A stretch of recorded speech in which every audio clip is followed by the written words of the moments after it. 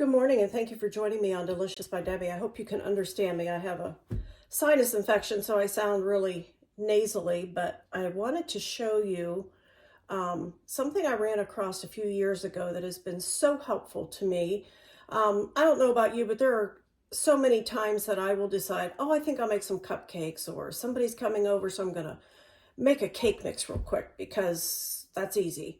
And then only to discover that I don't have one. And so I thought I would show you how you can make your own cake mix. You don't have to go to the store and buy one. It's very simple. So I thought I would show you that this morning. And so first of all, we're going to do a vanilla one, and then we will do a chocolate one. And I already have a Ziploc bag ready, and I have marked on it that this is a vanilla cake mix.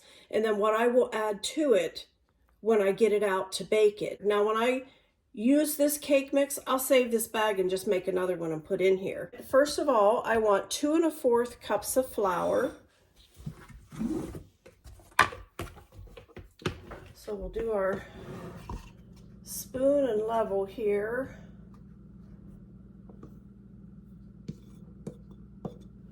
One. And this is just an all-purpose flour. I use an all-purpose flour for everything. 2, and I want 1/4, 2 1/4 cups. Okay, so that's my flour, and I want 1 1/3 of sugar. So I've got, I'm sorry, I didn't mean 1 1/3, I meant 1 3/4 cup of sugar. So I've got a 3/4 cup measuring cup. So 1 3/4 of sugar. So that's my sugar. I want a tablespoon of baking powder. So I'll put the baking powder in here. And a teaspoon of salt. And that literally is all that I need to make up for this cake mix until I'm ready to make it, and then I'll add the egg and oil, and just like you would a cake mix. So it's really very simple. I guess I always thought there was more involved in a cake mix, and actually the bottom ones there is, because they add so many additives and other things to it. So I'm just going to mix this up, whisk this up real good so that it all gets mixed in there. And when I open it up to make it and I put it in a bowl, I always mix it up real good again too. Okay, that's all. So I am ready to put it in my bag, and I'm going to use my jar filler, if it will work for me, to do it this way, at least to get most of it in there.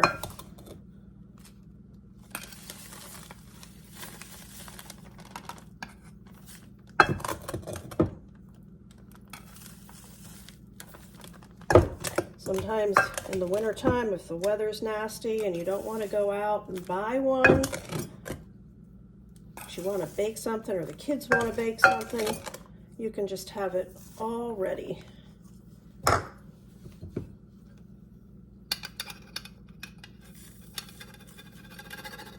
All right, and that's it. And there's your vanilla cake mix. And I'll put that up in the cupboard until I'm ready to use it. All right, use the same bowl here, and I want 2 1/4 cups of flour for this one too.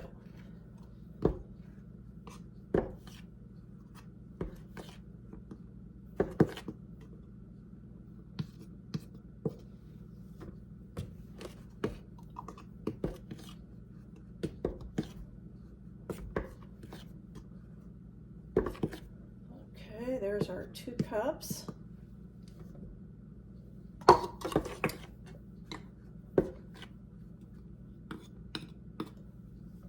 Okay, 2 1/4 of flour. 1/2 cup of cocoa, baking cocoa. I've got my 1/2 cup here.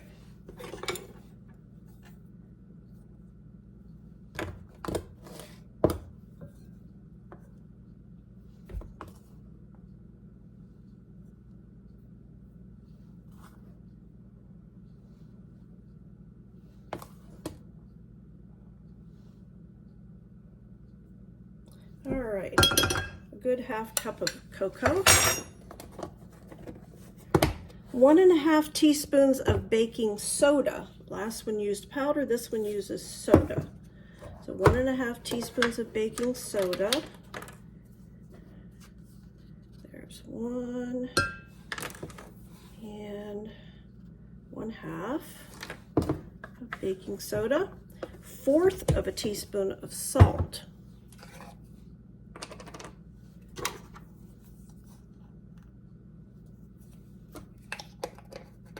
And 1 3/4 of sugar.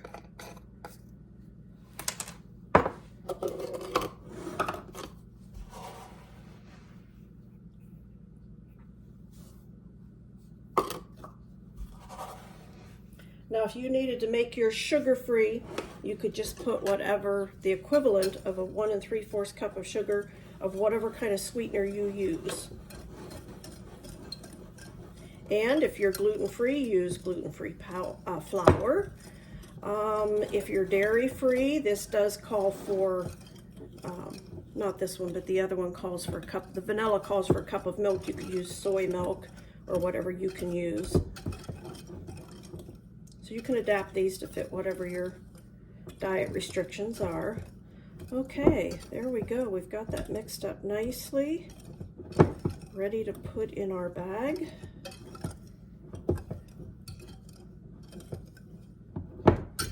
Okay.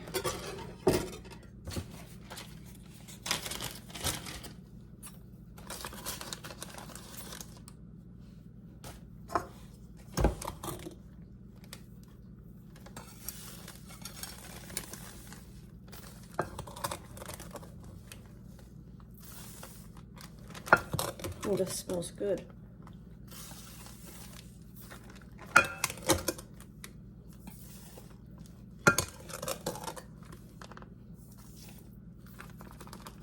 Okay, almost done.